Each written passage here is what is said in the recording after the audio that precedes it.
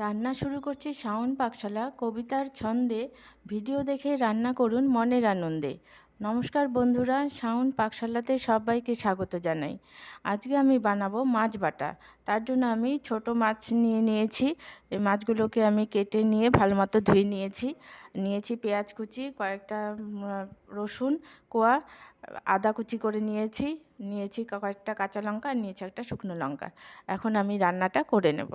আমি মাছটা ভাজার জন্য পরিমাণ মতো লবণ দিয়ে নিচ্ছি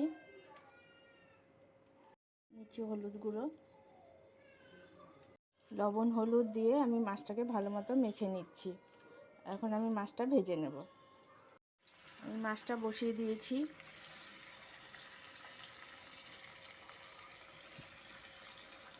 মাছটাকে আমি হালকা ভাজা করব, একদম কড়কড়া করে ফ্রাই করব না। আমি মাছটাকে হালকা করে ভেজে নিয়েছি, এখন তুলে নেব।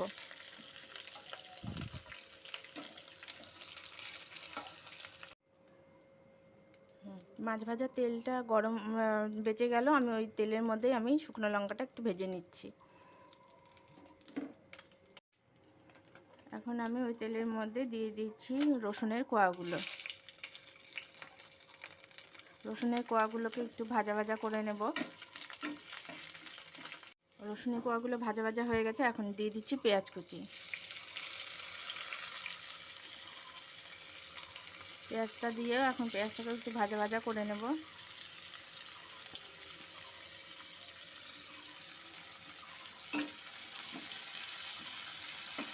পেঁয়াজটা একটু ভাজা ভাজা হয়ে গেছে, এখন আমি এর মধ্যে দিয়ে দিচ্ছি আদা কুচিটা।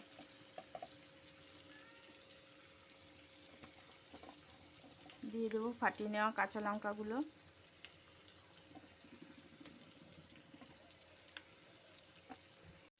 এখন আমি এর মধ্যে দিয়ে দিচ্ছি পরিমাণ মতো লবণ, দিয়ে দিচ্ছি হলুদের গুঁড়ো একটু। পেঁয়াজ রসুন লঙ্কা আদা সমস্ত ভাজা ভাজা হয়ে গেছে, এখন আমি এর মধ্যে মাছটা দিয়ে দিচ্ছি। দিয়ে সমস্ত কিছুকে একসাথে একটু ভাজা ভাজা করে নেব।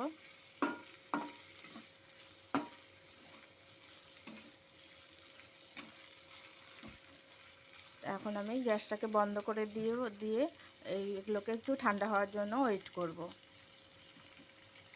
মাছটা ঠান্ডা হয়ে গেছে, এখন আমি মিক্সি জারের মধ্যে মাছগুলোকে দিয়ে দেব।